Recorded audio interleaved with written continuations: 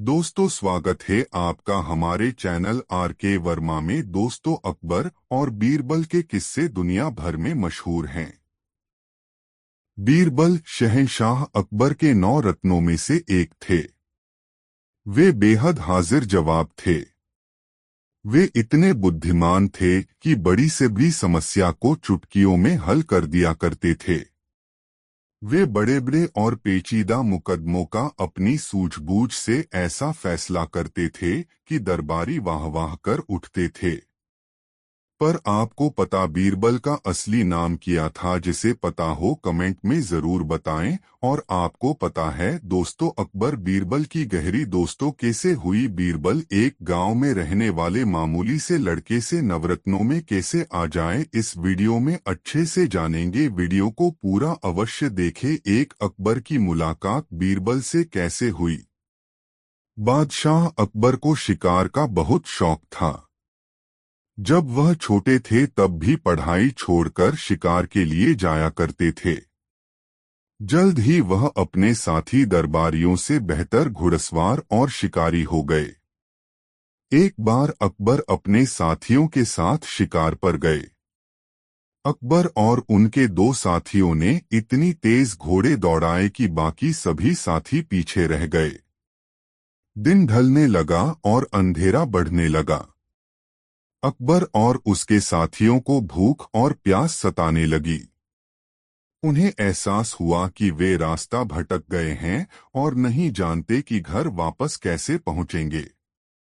अंधेरे में घुड़सवारी करते हुए वे एक ऐसी जगह पहुंचे जहां 3 रास्ते मिलते थे। अकबर रास्ते देखकर बहुत खुश हुए क्योंकि इनमें से किसी एक रास्ते पर चलकर वे अपनी राजधानी पहुंच सकेंगे। पर एक समस्या थी। उनमें से कोई नहीं जानता था कि कौन सा रास्ता राजधानी आगरा को जाता है। तीनों शिकारी सोच रहे थे कि इस समस्या को कैसे हल किया जाए। तभी उन्हें एक रास्ते से एक लड़का आता हुआ दिखाई दिया। उस लड़के को बुलाया गया। अकबर ने कहा, सुनो लड़के, कौन सा रास्ता आगरा को जाता है? लड़का मुस्कराया और बोला, हुजूर, सभी जानते हैं कि रास्ता चलता नहीं है। फिर इनमें से कोई भी रास्ता आगरा या कहीं और कैसे जा सकता है? इतना कहकर वह अपने मजाक पर आप ही हंस पड़ा। यह जवाब सुनकर सब चुप हो गए। अकबर के दरबारियों में एक शब्द भी बोलने की हिम्मत नहीं थी। लड़का फिर बोला, सफर तो लोग करते हैं, न कि रास्ते।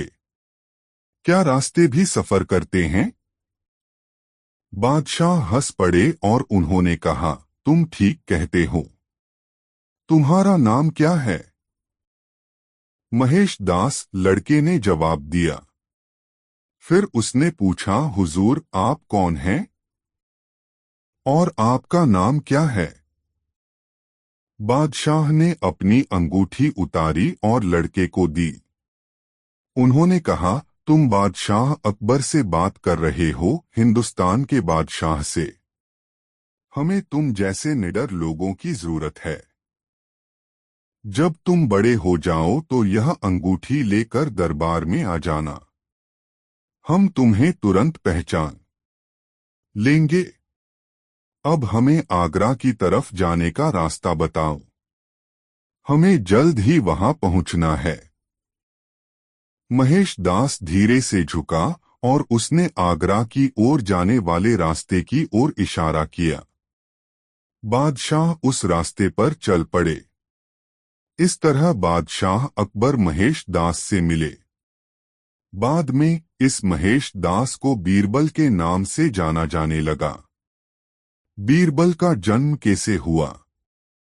महेश दास जब बड़ा हुआ तो उसने अपनी सारी जमा पूंजी और बादशाह अकबर की दी हुई राजसी मुहर वाली अंगूठी ली। मां से विदा ली और भारत की नई राजधानी फतेहपुर सीकरी की ओर चल पड़ा। वह राजधानी के आकार और वैभव से मंत्रामुग्ध हो गया। वह लोगों की भीड़ के साथ साथ चलने लगा और महल की लाल दीवारों की ओर बढ़ने लगा। महल के दरवाजे कई तरह के कीमती पत्थरों से सजे थे। उसने ऐसे दरवाजे पहले कभी नहीं देखे थे। महेश दरवाजे के अंदर जाना चाहता था, परंतु दरबान ने हवा में अपना भाला घुमाया और उसे अंदर जाने से रोक दिया। दरबान ने कहा, कहाँ जा रहे हो? महेश ने नम्रता से कहा, श्रीमान, मैं बादशाह से मिलने आया हूँ। अच्छा, तो बादशाह तुम्हारा ही इंतजार कर रहे हैं और सोच रहे हैं कि तुम कब आओगे? दरबान ने उसका मजाक उड़ाते हुए कहा। यह सुनकर महेश मुस्कराया और बोला, जी श्रीमान, और अब मैं आ ही गया हूँ। मुझे पूरा विश्वास है कि तुम सीमा पर अच्छी तरह लड़ते होंगे, पर अब मुझे रोककर अपनी जान खतरे में मत डालो। कुछ पल दरबान चुप रहा, फिर बहादुरी से बोला, ऐसा क्यों कहते हो? अगर इसी तरह बकवास करते रहे तो मैं तुम्हारा सिर काट दूंगा। महेश हार मानने वाला नहीं था। उसने अकबर की राजसी मुहर वाली अंगूठी दरबान को दिखाई। हिंदुस्तान में ऐसा कोई भी व्यक्ति नहीं था जो अकबर की राजसी मुहर वाली अंगूठी न पहचानता हो। यह अंगूठी देखकर दरबान से कुछ भी कहते न बना। अब उसे महेश को महल के अंदर जाने ही देना पड़ेगा, चाहे उसे महेश की हिम्मत और विश्वास से चिढ़ हो रही थी। 10 मिनट तक दरबान सोचता रहा। फिर उसने महेश से कहा, तुम सिर्फ एक शर्त पर अंदर जा सकते हो। महेश ने पूछा, वह शर्त क्या है? दरबान ने कहा, तुम्हें बादशाह से जो कुछ भी मिलेगा उसका आधा तुम मुझे दोगे। महेश ने मुस्कुराकर सिर हिलाया और दरबान ने उसे अंदर जाने दिया। महेश महल के अंदर पहुंचा। उसने देखा कि एक मोहक व्यक्ति सोने के सिंहासन पर बैठा है। उसने एकदम पहचान लिया कि वह बादशाह अकबर है। सबको अपने सामने से हटाकर महेश बादशाह के पास पहुंचा। वह बादशाह अकबर के सामने आदर से झुका और बोला, हे पूर्ण चंद्रमा, ईश्वर करे आपकी छाया हमेशा बढ़ती रहे। अकबर मुस्कराए और उन्होंने महेश से पूछा, नौजवान, क्या चाहते हो? महेश सीधा खड़ा हुआ और बोला, श्रीमान, मैं आपके आदेश से यहाँ आया हूँ। यह कहकर उसने वह अंगूठी बादशाह को दी जो बादशाह ने उसे कुछ साल पहले दी थी। तुम एक अच्छे लड़के हो। अब तुम क्या चाहते हो? तुम्हारे मन की इच्छा क्या है? बताओ, मैं उसे पूरा करने की पूरी कोशिश करूंगा। महेश को दरबान को दिया हुआ अपना वादा याद आया। उसने बादशाह से कहा, मुझे 100 कोड़े लगाए जाए। बादशाह अकबर हैरान हो गए।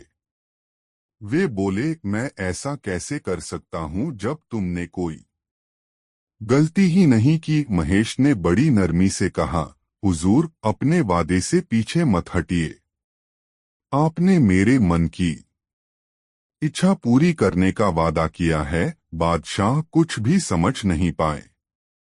बड़े अनमने मन से उन्होंने महेश की पीठ पर 100 कोड़े लगाने का आदेश दिया। लोग हैरान थे कि मार खाते हुए महेश ने उफ तक नहीं की। जब 50 कोड़े लग चुके तो महेश अचानक चिल्लाया, अब बस करो। अकबर ने पूछा, क्यों? क्या हुआ? महेश ने कहा, हुजूर, जब मैं यहाँ आ रहा था तो आपके दरबान ने मुझे अंदर आने से रोका। जब मैंने उससे वादा किया कि आप जो कुछ मुझे देंगे मैं उसका आधा उसे दूंगा, तब उसने मुझे अंदर आने दिया। मैंने अपना हिस्सा ले लिया है। अब दरबान की बारी है। यह सुनकर सभी जोर से हंस पड़े। दरबान को अपनी रिश्वत लेने के लिए बुलाया गया। बादशाह ने महेश से कहा, तुम अब भी वैसे ही निडर हो जैसे बचपन में थे। तुम अब बहुत ही चतुर नौजवान हो गए हो। मैं अपने दरबार से रिश्वत लेने वालों और बेईमान लोगों को हटाना चाहता था। मैं कई कानून बनाकर भी वह न कर पाता जो तुमने एक छोटे से उपाय से कर दिखाया। अब से अपनी बुद्धिमत्ता के कारण तुम्हें लोग बीरबल कहेंगे और तुम मेरे मुख्य सलाहकार बनोगे। दोस्तों, कुछ इस तरह बुद्धिमान बीरबल का जन्म हुआ। दोस्तों, अब सुनते हैं अकबर और बीरबल की मजेदार कहानी। उससे पहले वीडियो को एक लाइक जरूर कर दे। दोस्तों, अकबर बादशाह का दरबार लगा हुआ था। दरबारी अपने अपने स्थानों पर बैठे हुए थे। बीरबल का आसन अलग से दिखाई दे रहा था। तभी दो सिपाही एक आदमी को लेकर हाजिर हुए। उनमें से एक ने बताया, जहांपना, इस आदमी को रिश्वत लेते हुए पकड़ा गया है। अकबर ने पूछा, इस आदमी को किस काम पर लगाया था? जहांपना, यह अनाज के गोदाम में काम करता है। सिपाही बताया। बादशाह अकबर ने उसे हवालात में बंद करने का आदेश दिया और बीरबल से बोले, बीरबल, तुम्हारी क्या राय है? क्या इंसान को उसका पद भ्रष्टाचारी बना देता है? बीरबल ने निवेदन किया, जहांपना, मैं ऐसा नहीं समझता। मेरा विचार है कि भ्रष्टाचारी इंसान चाहे किसी भी पद पर हो, वह रिश्वत लेने का रास्ता निकाल ही लेता है। तभी एक दरबारी ने खड़े होकर कहा, गुस्ताखी माफ हो जहांपना। मैं बीरबल की इस बात से सहमत नहीं हूं। ऐसे सैकड़ों काम हैं जहांपना, जिन्हें करते हुए रिश्वत लेना संभव नहीं है। बीरबल ने उस दरबारी से पूछा, पर एक आध नाम तो बताइए, वह कौन सा काम है? दरबारी बोला, जैसे जहांपनाह, जिसे गिरफ्तार किया गया है, उसे यमुना के किनारे बैठकर लहरें गिनने का काम सौंप दीजिए। मेरा दावा है, इस काम को करते हुए वह एक दमड़ी की भी रिश्वत नहीं ले सकेगा। इस पर बीरबल ने कहा, जहांपना, कोई भ्रष्ट कर्मचारी सुधर जाए तो अच्छा ही है, किंतु मुझे नहीं लगता यह तरकीब कुछ काम करेगी। दरबारी ने जोर देते हुए कहा, जरूर काम करेगी, आजमाकर तो देखिए। बादशाह अकबर ने पूरी बात ध्यान से सुनी और उस कर्मचारी को नए काम पर लगा दिया। वह कर्मचारी सुबह से शाम तक यमुना के किनारे पर बैठा रहता और यमुना में उठने वाली लहरों की गिनती करता रहता। धीरे धीरे एक सप्ताह बीत गया। एक दिन दरबारी ने बीरबल से पूछा, बीरबल, 7 दिन हो गए हैं, अब तक उस आदमी के बारे में कोई शिकायत नहीं मिली। बीरबल ने धीरे से हाँ कहा और चुप हो गए। किंतु उन्हें विश्वास नहीं था कि वह आदमी सुधर गया होगा। उन्होंने बादशाह से निवेदन किया, जहांपना, क्यों न वहां चलकर खुद देखा जाए? अकबर ने कहा, हाँ बीरबल, कल सुबह हम वहां खुद जाएंगे। दूसरे दिन बीरबल और बादशाह अकबर ने व्यापारी का वेश बनाया। उन्होंने एक नाव ली और यमुना के किनारे पर चल दिए। वह कर्मचारी यमुना के किनारे बैठकर अपने रजिस्टर में कुछ लिख रहा था। तभी बीरबल की नाव किनारे के पास पहुंची। कर्मचारी वहीं से चिल्लाया, ऐ तुम लोग क्या कर रहे हो? व्यापारी बने हुए बीरबल ने कहा, भैया, हम अपनी नाव चला रहे हैं। आपको कोई परेशानी हुई क्या? वह आदमी वहीं से चिल्लाया, क्या तुम्हें पता नहीं है कि बादशाह सलामत ने मुझे यमुना की लहरों का हिसाब रखने के लिए नियुक्त किया है? तुमने मेरा सारा हिसाब गड़बड़ कर दिया। तुम्हें इसकी सजा मिलेगी। बीरबल बोले, सचमुच हमसे भूल हो गई है, हम माफी मांगते हैं। कर्मचारी बोला, मैं ऐसे माफ नहीं कर सकता। हाँ, अगर तुम लोग 50 अशर्फिया दो तो माफ कर सकता हूँ। यह तो बहुत ज्यादा है भैया, कुछ तो कम करो। बीरबल बोले, नहीं, इससे कम पर समझौता नहीं हो सकता। कर्मचारी बोला। तभी व्यापारी के कपड़े में बादशाह अकबर वहां आ गए। उन्होंने वहीं से कहा, नहीं, हम 50 की जगह 100 देंगे, लेकिन अशर्फिया नहीं, 100 कोड़े। कर्मचारी ने ध्यान से व्यापारी की तरफ देखा। अब उसे अपनी भूल का पता चला।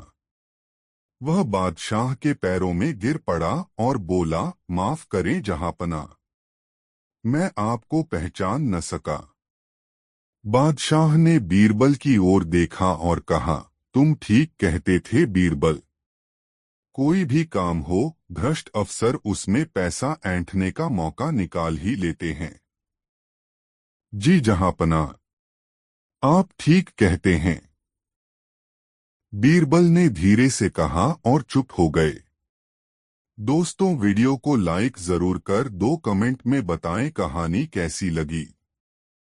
दो बादशाह अकबर को कहानी सुनना बहुत पसंद था। रोज रात को कहानी सुने बिना उन्हें नींद नहीं आती थी। कहानी सुनाने के लिए किसी न किसी दरबारी को महल में बुलाया जाता था। प्रत्येक व्यक्ति को बिल्कुल नई कहानी सुनानी पड़ती थी।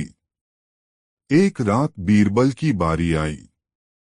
उन्होंने सोचा कि हर बार नई कहानी कहाँ से लाई जाए।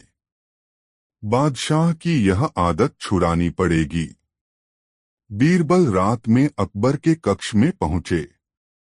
बादशाह उनकी प्रतीक्षा कर रहे थे। उन्होंने कहा, आओ बीरबल, आज हमको कोई नई और लंबी कहानी सुनाओ। आज हम बहुत बेचैन हैं।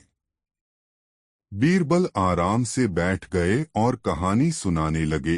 हुजूर, एक गांव में एक मालदार किसान रहता था। एक बार उसने मिस्त्रियों को बुलाया और उन्हें एक बड़ा कोठार बनाने की आज्ञा दी। वह चाहता था कि कोठार सब तरफ से बंद हो, उसमें कहीं से भी हवा न जा सके, उसमें खिड़की दरवाजे भी न हो।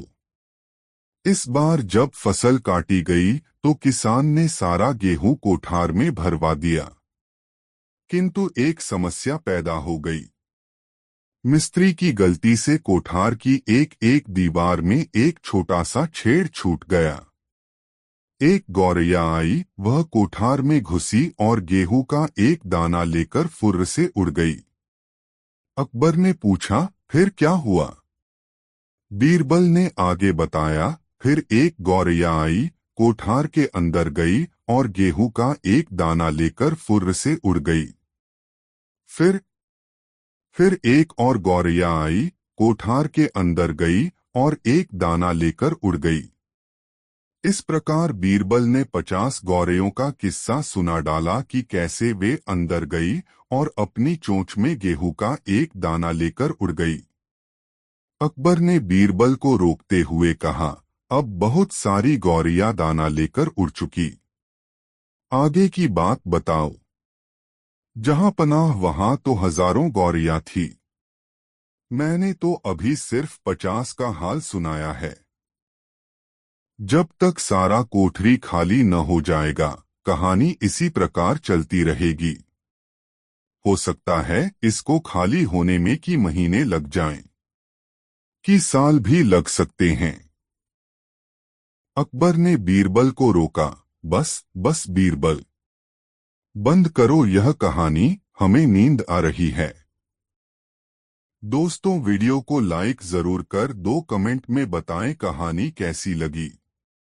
3 बीरबल की सूझबूझ, बुद्धि और हाजिर जवाबी से जहां बादशाह अकबर प्रसन्न रहते थे, वहां दरबार के अन्य लोगों में की ऐसे थे जो बीरबल को उच्च पद से हटाना तथा बादशाह की दृष्टि में गिरना चाहते थे। वे लोग ऐसे अवसर की तक में रहते थे जब वे बादशाह के कान भर सकें या किसी भी तरह बीरबल को नीचा दिखा सकें। ऐसे अवसर अक्सर आते रहते थे। बीरबल की अनुपस्थिति में बादशाह के कान भरने वालों ने एक स्वर में कहा, हमारी समझ में आज तक यह नहीं आया है जहां पनाह की हम लोगों में क्या कमी है। बीरबल को इतना महत्व क्यों दिया जाता है? यहाँ तो उससे कहीं अधिक पढ़े लिखे लोग हैं। बादशाह अकबर मौन रहे। वे चुपचाप सुनते रहे। बादशाह को उपेक्षा के भाव से मुस्कुराते देखकर एक मौलाना बोले, जहां पनाह, उस आदमी से आपको इतना लगाव क्यों है? क्या वह हमसे ज्यादा विद्वान है? बहुत फर्क है उसमें और आप लोगों में। बादशाह ने कहा, जानने की इच्छा है हुजूर। फर्क जानना चाहते हो? बादशाह ने पूछा। हाँ हुजूर, फर्क पता चल जाएगा। इसी समय बीरबल के पास सूचना भेज दो कि वह 7 दिनों के लिए छुट्टी पर रहें, दरबार में न आएं।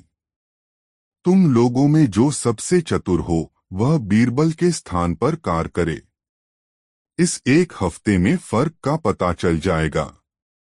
ऐसा ही किया गया। उन लोगों में जो सबसे अधिक चतुर था उसे बीरबल के स्थान पर नियुक्त कर दिया गया। बीरबल को हफ्ते भर के लिए छुट्टी दे दी गई। बादशाह इम्तहान लेने का उचित अवसर और इम्तहान का विषय तलाश करते रहे। एक सप्ताह खत्म होने को आया। छठा दिन था।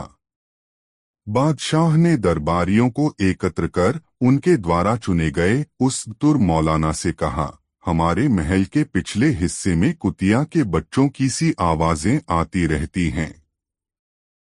देखकर आओ क्या बात है।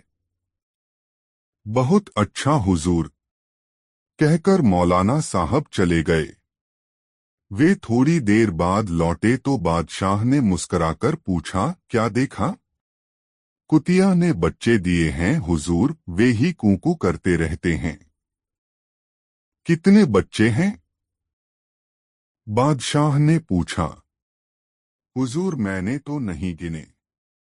जाओ गिनकर आओ। बादशाह ने आज्ञा दी। मौलाना आज्ञा पाकर दोबारा गए और थोड़ी देर बाद लौट आए। आते ही बोले, जहां पनाह 5 बच्चे दिए हैं कुतिया ने। मैं स्वयं गिनकर आया हूं। गिन आए? बादशाह ने पूछा। जी हाँ, मौलाना ने उत्तर दिया। अच्छा। बादशाह ने मुस्कुराकर कहा, फिर तो तुमने यह भी जरूर देखा होगा कि उनमें कितने नर हैं और कितने मादा हैं। मौलाना चकरा गए। हुजूर यह तो देखा नहीं। मौलाना बोले। देखकर आओ। मौलाना तीसरी बार गए और यह देखकर आए कि बच्चों में कितने नर हैं और कितने नर हैं और कितनी मादाएं। आकर बोले, हुजूर 2 नर हैं और 3 मादाएं हैं। अच्छा, जो नर हैं उनके रंग कैसे कैसे हैं? जी, मैंने दोनों नर बच्चों के रंग पूछे हैं। बादशाह ने कहा। जी, जहां तक याद है उनमें से एक तो काला है, एक शायद सफेद है। जरा मैं एक बार देख आता हूं। और मौलाना चौथी बार गए। आकर बताया कि एक नर काला सफेद है और दूसरा बादामी। मादाओं में से 2 काली और एक बादामी है। बैठ जाइए, बादशाह ने कहा। मौलाना बैठ गए। अब बीरबल को यहाँ बुलवाया जाए। बीरबल ने आते ही कहा, हुजूर अभी तो 1 दिन और बाकी है, मैं परसों अपने आप ही आ जाता। जरूरी काम है इसलिए बुलवाया है। बादशाह बोले। सेवा बताएं। बीरबल ने पूछा। हमारे महल के पिछले भाग में अजीब सी आवाजें आती हैं, जैसे कभी कुतिया भौंकने की, कभी कुतिया के बच्चों के कूकू करने की तो कभी गुर्राने की। देखकर आओ माजरा क्या है, जरा जल्दी लौटना। अच्छा जहांपना। बीरबल चले गए। बीरबल जब लौटे तो बादशाह ने प्रश्न किया, क्या बात है? कुतिया ब्याई है जहांपना। उसी के बच्चे कूकू करते हैं। कुतिया गुर्राती या भौंकती रही होगी रात को, कोई बात नहीं है। वहां कितने बच्चे हैं? 5 बच्चे हैं। उनमें नरमादा कितने हैं? 2 नर 3 मादाएं। रंग किस प्रकार का है? एक नर काला सफेद, दूसरा बादामी। मादाएं 2 काली और 1 बादामी है। बीरबल का उत्तर सुनकर बादशाह प्रसन्न हो गए। उन्हें इस बात पर गर्व था कि एक बुद्धिमान व्यक्ति उनके साथ रहता है। अपनी प्रसन्नता दबाए हुए वे बोले, तुम लोग समझ गए होगे कि तुम में और बीरबल में क्या फर्क है। क्यों मौलाना जी? मौलाना का सिर शर्म से झुक गया। जिस काम को वह 4 बार में कर सका था और 2-2.5 घंटा लगाए थे, उसे बीरबल ने एक ही बार में केवल आधा घंटे में कर दिया था। वह समझ गया कि उनमें और बीरबल में फर्क है। बीरबल ने जो मान पाया है वह अपनी योग्यता के बल पर पाया है। दोस्तों, वीडियो को लाइक जरूर कर 2 कमेंट में बताएं कहानी कैसी लगी। 4 बीरबल अपनी हाजिर जवाबी, आत्मविश्वास और ईमानदारी की वजह से अकबर का चहेता बन गया था। परंतु दरबारी और मंत्री उससे जलने लगे। वे हमेशा इस कोशिश में रहते थे कि किस तरह उसका अपमान करें। इसी जलन की वजह से एक दिन दरबार के नाई ने बीरबल के विरुद्ध एक योजना बनाई। बादशाह की दाढ़ी बनाते हुए उसने कहा, हुजूर, कल रात मैंने आपके पूज्य पिता को सपने में देखा। बादशाह ने दिलचस्पी लेते हुए पूछा, उन्होंने क्या कहा? हुजूर, उन्होंने कहा कि यहाँ स्वर्ग में सब कुछ अच्छा है। सिर्फ एक कमी है, यहाँ कोई मजाकिया नहीं है जो उनका दिल बहला सके। अगले 2 दिन बादशाह इस बात के बारे में गंभीरता से सोचते रहे, आखिर कौन स्वर्ग जाकर उनके पिता का दिल बहला सकता है। उन्हें एक ही व्यक्ति का नाम सूझा, वह था बीरबल। और स्वर्ग जाने का एक ही तरीका था, मौत। अकबर को बीरबल जैसे अच्छे व्यक्ति को खोने का बहुत दुख हो रहा था। परंतु अपने पिता के बारे में सोचकर एक निर्णय ले ही लिया। उन्होंने बीरबल को बुलवाया और कहा, बीरबल, तुम मुझे बहुत चाहते हो और मैं समझता हूं कि तुम मेरे लिए कुछ भी बलिदान देने के लिए तैयार हो जाओगे। कुछ भी न समझते हुए बीरबल ने कहा, जी हुजूर। अकबर ने अपनी बात जारी रखते हुए कहा, तो बीरबल, मैं चाहता हूं कि तुम मेरे पूज्य पिता का साथ देने के लिए स्वर्ग में जाओ।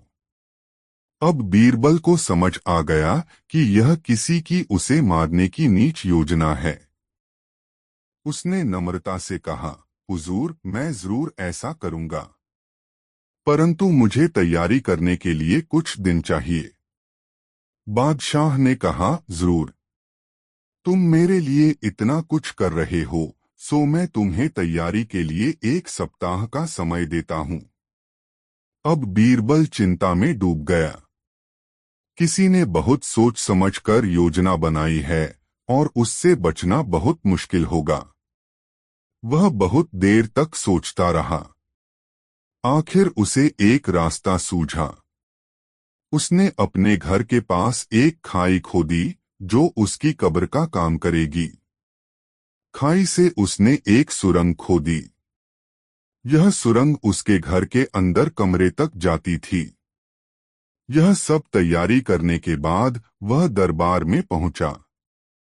जाते ही अकबर से बोला, महाराज, मैं स्वर्ग जाने के लिए तैयार हूं, परंतु मेरी 2 शर्तें हैं। अकबर ने पूछा, वो शर्तें क्या हैं? जल्दी कहो। मैं उन्हें पूरी करने की पूरी कोशिश करूंगा ताकि तुम मेरे पिता के पास स्वर्ग में जा सको।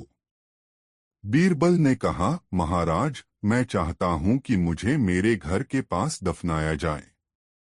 दूसरे, मैं चाहता हूं कि मुझे जीवित ही दफनाया जाए ताकि मैं जिंदा ही स्वर्ग पहुंचूं और आपके पूज्य पिता का साथ दे सकूं। बादशाह को बात ठीक लगी। उन्होंने तुरंत इन शर्तों को मान लिया और बीरबल को दफनाने की तारीख तय कर दी। तय किया हुआ दिन आ पहुंचा। बीरबल को जिंदा ही उसके घर के पास की खाई में दफना दिया गया। दफनाने की विधि पूरी होने के बाद लोग वहां से चले गए और बीरबल आहिस्ता आहिस्ता चुपचाप सुरंग से होते हुए अपने घर के अंदर पहुंच गया। अगले 6 महीने तक वह अपने घर के अंदर बंद रहा। अगर वह घर से निकलता तो कोई भी उसे देख सकता था और उसकी योजना बेकार हो जाती। 7वें महीने के पहले दिन वह लंबी दाढ़ी बढ़ाए और बिखरे बाल लिए बाहर निकला। वह सीधा दरबार में पहुंचा। उसे देखकर बादशाह अकबर चौंके और उन्होंने उससे पूछा, बीरबल, कैसे हो? तुम वापस कैसे आ गए? बीरबल बोला, महाराज, मैं स्वर्ग में आपके पूज्य पिता के साथ था। वहां उनके साथ मैंने बहुत अच्छा समय बिताया। वे मेरे साथ से इतना खुश थे कि उन्होंने मुझे यहाँ आने की विशेष आज्ञा दे दी। अकबर अपने पिता के बारे में और भी बातें जानना चाहते थे। उन्होंने पूछा, क्या मेरे लिए कोई संदेश लाए हो? बीरबल ने उत्तर दिया, जी महाराज। आपके पिता को एक नाई की कमी महसूस हो रही है क्योंकि बहुत कम नाई ही स्वर्ग जाते हैं। मेरी लंबी दाढ़ी और बाल देख रहे हैं। ये इसी बात का प्रमाण है कि स्वर्ग में नाइयों की कमी है। आपके पिता ने संदेश भेजा है कि आप अपना नाई तुरंत उनके पास भेजें। अकबर को एकदम पूरी बात समझ आ गई। उन्होंने नाई को बुलवाया और उसे जेल की सजा दी। उन्होंने बीरबल को उसकी तेज सोच के लिए बहुत सा इनाम दिया। दोस्तों, वीडियो को लाइक जरूर कर 2 कमेंट में बताएं कहानी कैसी लगी। 5 एक बार बादशाह अकबर ने पूछा, बीरबल, हमारी राजधानी में कितने ईमानदार हैं? ईमानदार अधिक हैं या बेईमान? जहां पनाह बेईमान अधिक हैं, बीरबल ने कहा। सिद्ध कर सकते हो? बिल्कुल ठीक है, सिद्ध करो। दूसरे दिन बीरबल ने महल का हौस खाली करवा दिया और नगर में ढिंढोरा पिटवा दिया। आज रात को नगर का हर आदमी बादशाह के महल के हौज में एक एक घड़ा दूध डाले। सुबह होते ही बीरबल अकबर को हौज के पास ले गए। हौज को देखते ही बादशाह अकबर की आंखें खुली की खुली रह गई। वे जोर से चिल्लाए, यह क्या है? हौज में दूध के बदले पानी। मेरे हुक्म का ऐसा अनादर। बादशाह अकबर गुस्से से लाल पीले हो गए। बोले, यह कैसे हो सकता है? बीरबल, ढिंढोरा पिटवाने में जरूर कोई भूल हुई होगी।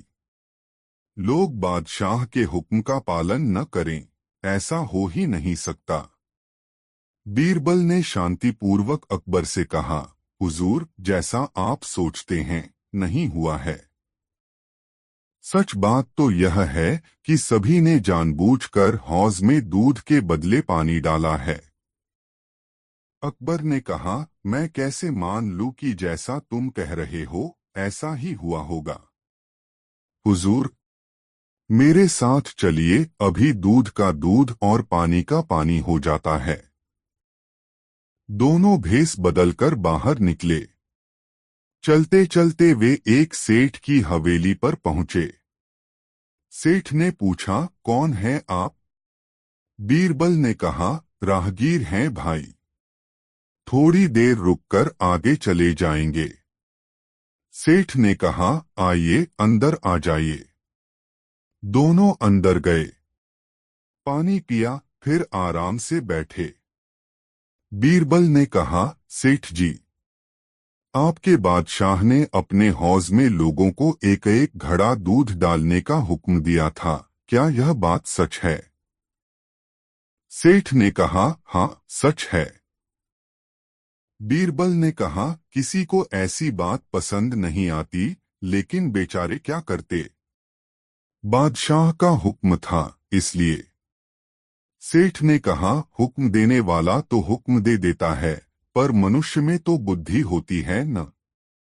बीरबल ने कहा, मतलब? सेठ ने बताया, देखिए, किसी से कहना मत, मैंने तो हौज में दूध के बजाय एक घड़ा पानी ही डाल दिया था। रात के अंधेरे में कौन देखता है कि घड़े के अंदर क्या है। फिर नगर के सारे लोग तो दूध डालने ही वाले थे, उसमें मैंने एक घड़ा पानी डाल दिया तो क्या फर्क पड़ता है। अकबर और बीरबल सेठ से इजाजत लेकर रवाना हुए। इसी तरह वे 4-5 जगह और गए। सभी से एक ही बात सुनने को मिली कि हौज में सभी लोग दूध डालने वाले थे, पर अंधेरे में कौन देखता है कि घड़े में दूध है या पानी। यह सोचकर हर किसी ने हौज में दूध के बजाय पानी ही डाला था। बीरबल ने कहा, हुजूर, अभी और कहीं पता लगाने जाना है क्या? अकबर ने कहा, नहीं नहीं, इतना ही बहुत है। तुम सच कहते हो, सभी बेईमान गलत काम में एक हो जाते हैं, और खास तौर पर स्वार्थ साधने में। शिक्षा हमें निर्णय पर पहुंचने से पहले तथ्यों पर गौर कर लेना चाहिए। यह एक महत्वपूर्ण तथ्य है कि डर हमेशा अधिकारी की आज्ञा पालन में महत्वपूर्ण भूमिका अदा करता है। अधिकारी इस बात का लाभ उठा सकते हैं। यदि उच्च अधिकारी इस बात से अनभिज्ञ है तो उसके अंतर्गत काम करने वाले डर खो देते हैं, जबकि उच्चाधिकारी अपनी अधिकारिता। दोस्तों, वीडियो को लाइक जरूर कर 2 कमेंट में बताएं कहानी कैसी लगी। 6 एक बार बादशाह अकबर ने बीरबल की बुद्धि की परीक्षा लेनी चाहिए।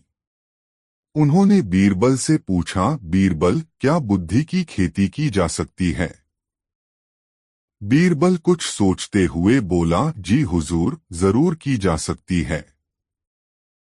यह सुनकर अकबर बोले, तो ठीक है, तुम बुद्धि की खेती करो और उसका फल हमें उपहार में दो। बीरबल बोले, जैसा जहांपनाह का हुक्म। मैं जल्दी ही बुद्धि की खेती करके उसका पहला फल आपको भेंट करूंगा। सभी दरबारी अकबर और बीरबल की बातें सुन रहे थे। वे हैरान थे कि बीरबल बुद्धि की खेती कैसे करेंगे और कैसे बुद्धि का फल बादशाह को भेंट करेंगे। दरबार के समाप्त होने पर बीरबल सीधे राजमाली के पास जा पहुंचे और बोले, माली, राज उद्यान में कद्दू की बेलों पर क्या कद्दू आ रहे हैं? माली बोला, हुजूर, आ तो रहे हैं, पर अभी वे आलू टमाटर जितने ही छोटे हैं। यह सुनकर बीरबल बहुत प्रसन्न हुए। उन्होंने माली के कान में कुछ कहा, फिर वे अकबर के पास गए और बोले, जहांपना, मैंने बुद्धि की खेती शुरू कर दी है। मैं कुछ दिनों में आपको बुद्धि का पहला फल भेंट कर दूंगा। कुछ दिनों के बाद बीरबल राज उद्यान में फिर गए। वहां माली ने छोटे छोटे कद्दुओं को घड़े के अंदर डाल रखा था। यह देखकर बीरबल वापस लौट आए। उधर कद्दू मटकों में ही बड़े होने लगे। कुछ दिनों बाद कद्दू इतने बड़े हो गए कि पूरे मटकों में समा गए। अब उन्हें मटकों को तोड़े बिना नहीं निकाला जा सकता था। यह देखकर बीरबल ने सारे कद्दू मटकों सहित कटवा लिए और अकबर के पास संदेश भिजवाया कि कल सुबह मैं बुद्धि का पहला फल लेकर दरबार में आ रहा हूं। अगले दिन दरबार में सब बेसब्री से बीरबल का इंतजार करने लगे। तभी बीरबल 2 मटके लिए दरबार में उपस्थित हुए और अकबर से बोले, जहांपना, मैं बुद्धि के फल ले आया हूं, किंतु ये फल बड़े नाजुक हैं। याद रहे, इन मटकों में से फल निकालते समय न तो बुद्धि का फल कटे और न ही मटके फूटें। यह सुनकर बादशाह हैरान रह गए। उन्होंने मटके में झांककर देखा तो वे बहुत हंसे। वे बीरबल की बुद्धिमानी से बहुत प्रसन्न हुए। सभी दरबारी भी बीरबल की प्रशंसा करने लगे। शिक्षा, यह कहानी हमें यही शिक्षा देती है कि बुद्धिबल के सहारे असंभव को भी संभव किया जा सकता है। बुद्धि की कहीं खेती नहीं होती, पर बीरबल ने अपनी बुद्धि चातुर्य से यह भी कर दिखाई। दोस्तों, वीडियो को लाइक जरूर कर 2 कमेंट में बताएं कहानी कैसी लगी। 7 बादशाह अकबर ने सुना कि कोई ज्योतिष शेखी बघारता है कि उसकी भविष्यवाणी कभी झूठी नहीं हो सकती। उसे सजा देने के लिए दरबार में बुलाया गया। अकबर ने उस व्यक्ति से पूछा, तुम कहते हो कि तुम भविष्य बिल्कुल सही बताते हो, तो मुझे बताओ कि तुम्हारी मृत्यु कब होगी। वह आदमी बोला, मुझे अपनी पत्रिका देखनी पड़ेगी, आप मुझे 1 घंटे का समय दीजिए। ज्योतिषी अपनी पत्रिकाएं देखने की बजाय बीरबल के पास पहुंचा। बीरबल ने उसे बताया कि उसे क्या कहना है। दरबार में लौटकर ज्योतिषी ने घोषणा की कि उसकी मृत्यु बादशाह से 3 दिन पहले होगी। अकबर को उसकी बात पर भरोसा नहीं था, लेकिन अपनी मृत्यु के डर से उन्होंने उसे बिना किसी नुकसान के भेज दिया। शिक्षा, इससे हमें यह शिक्षा मिलती है कि यदि आप कुछ पाना चाहते हैं तो सबसे पहले डर को दूर करना सीखें और फिर शांत दिमाग से काम करें। यदि ज्योतिषी अपनी मृत्यु की कोई और तारीख बताता तो बादशाह उसे गलत साबित करने के लिए उसे मृत्युदंड दे देते। दोस्तों, वीडियो को लाइक जरूर कर 2 कमेंट में बताएं कहानी कैसी लगी। 8 एक बार बादशाह अकबर को एक बहुत सुंदर तोता तोहफे में मिला। तोता बड़ा ज्ञानी था, अच्छी अच्छी बातें करता था। बादशाह ने उसकी देखभाल के लिए एक आदमी नियुक्त कर दिया और